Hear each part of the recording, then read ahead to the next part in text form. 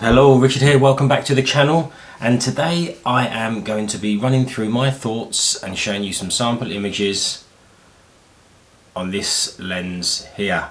This is the Canon RF 85mm f2 and we're going to take a look at that.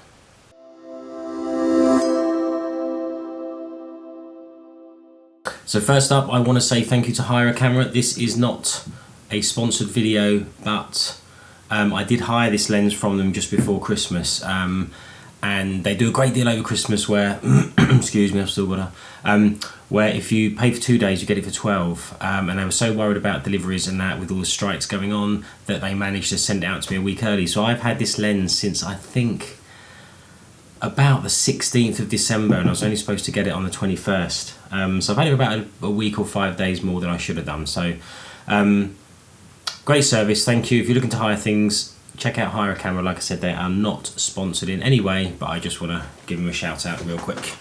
Okay, so this lens, the RF 85 f2. First up, it is not an L lens, okay? So that's really important for me to say straight out the bat. It is a prime lens. It's the first prime lens I've really owned on the RF mount. I had a 50mm on the EF mount, which I very rarely use. It's really my first dive into fixed prime lenses.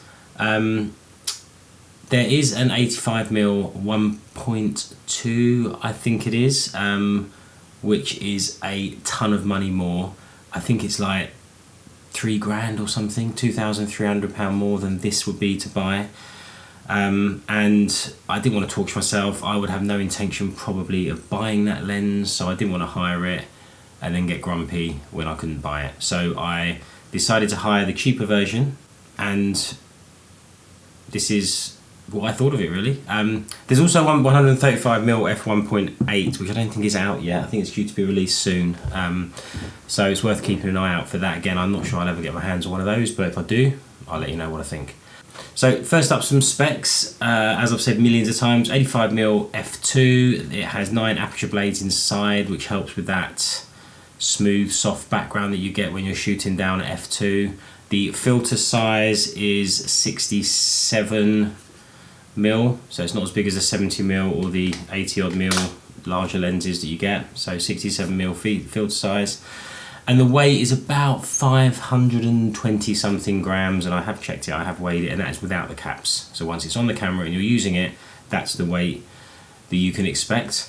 On the lens itself, there is certain switches on the side. There is an autofocus, manual focus switch. There's these three, I'm not sure if that's focusing, but you've got these 3 switches here. The autofocus manual focus switch is on there. There is also the stabilizer on off switch, and there is also a switch which controls the length that it tries to focus on. So basically it's got a length of 0.35 meters, so say 35 centimeters to 50 centimeters switch, which you'd use if you're going to use do some macro photography. Then there is 0.5 meters to infinity, which is slightly longer, and then there is full, which is the whole range. Now I'm pretty certain that it does focus, so if you put it on full mode it will focus closer, but it will also hunt for the full mode. So it's really annoying if you want to get a close-up shot of a flower or a macro or something that you're doing that's sort of closer to the lens. It will hunt the whole way, whereas if you flick it to that 35 to 50, it will just sort of search in that range for your subject. So definitely worth using that switch. But when I've been out and about, walking around, stuff like that, I've just had it on full because I've found it's worked really, really well. So I've got my iPad here with some photos on, and what I'm looking at I will bring up on the screen.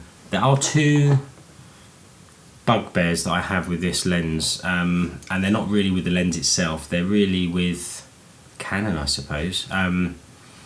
There's no lens hood, which is a shame. I think you can buy them aftermarket, but it would be nice to have one included, even if it's just a smaller one. And also on the RF lenses, the mount caps are just...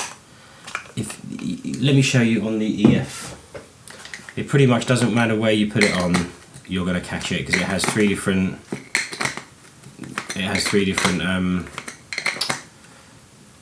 3 different slots you can slot it into. The EF ones seem to just have one. So if you're fumbling around, if you're trying to switch lenses, it's windy, it's raining, you've got one under your arm, one in your bag, you grab the lens cap and it just,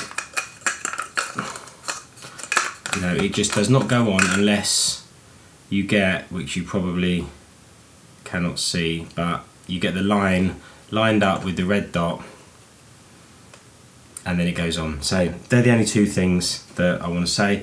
The one thing I forgot to mention was it does also have a control ring, which is really good, and it's really, really satisfying. Listen to this, if you can hear this.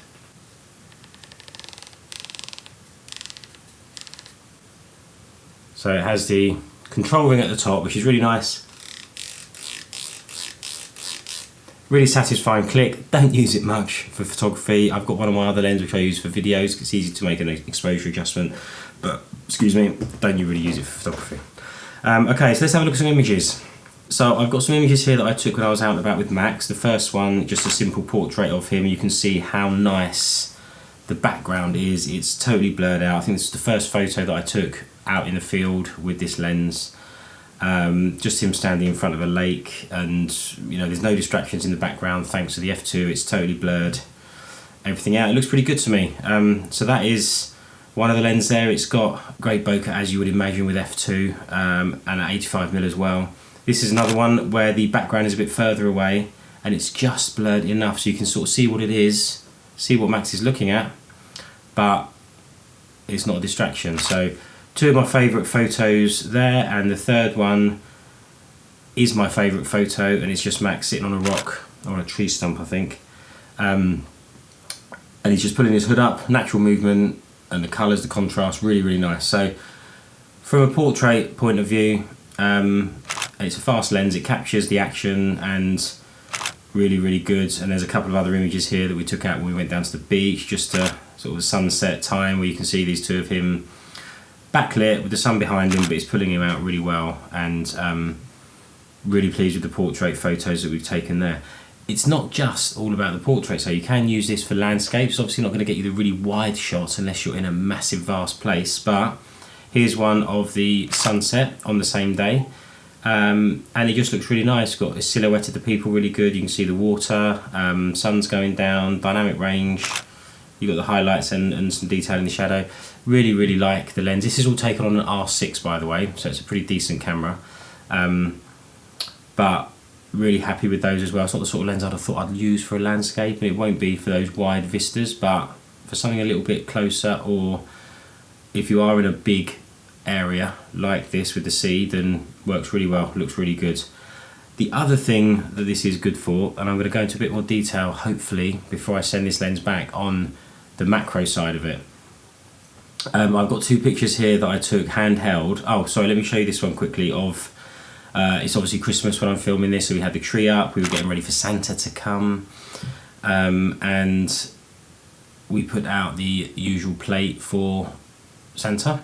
Took a shot of it in front of the Christmas tree, and you can see how nice the lights on the tree are.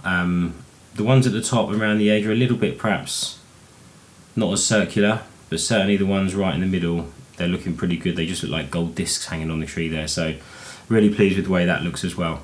Now in terms of macro, I've only taken a couple of quick handheld shots while I've been out and about. This one here is a picture of a flower that was in a cafe window, right in the sunlight, was on a window ledge, so I was inside, the light was the other side of the flower, so quite tough conditions with shadows and stuff, and it was a real quick snap.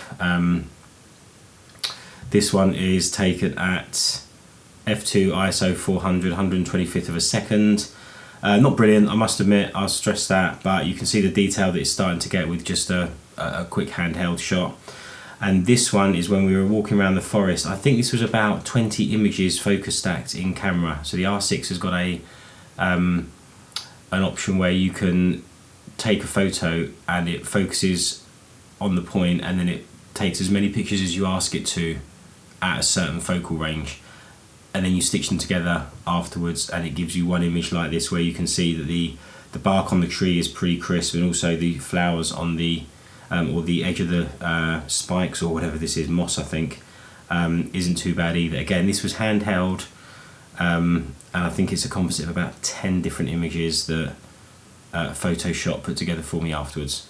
So one thing I wish I would have had the chance to do is to use this lens in a studio environment, which I'm not going to get the chance to unless I decide to buy one, and I'll have to see if I miss it when I send it back. But I see no reason why it wouldn't get amazing results when you can control the lighting. You can put the lighting where you want it on the face or on the eye. You can, you know, it'll just be pretty sharp. I think it comes in at about £600, £650. Cheaper options, I'm sure, second hand, as it is a couple of years old now. But I love it. I think I'm going to miss it. I need to work out if I can justify buying it, if I'm using it enough to spend the money. But yeah, it's an old lens, like I say, a few years old now, 2 years old I think. Really good. You can probably get some bargains, and it's a thumbs up from me. So that is it. Thank you for watching. I know that I'm not a pro at doing these videos, but the more I do, the better I'll get. Thank you for watching. If you want to see more photography related videos, hit that subscribe button. Give this video a thumbs up if you found it mildly useful, and I think I will leave it there and see you in the next video. Happy New Year, everybody. Take care.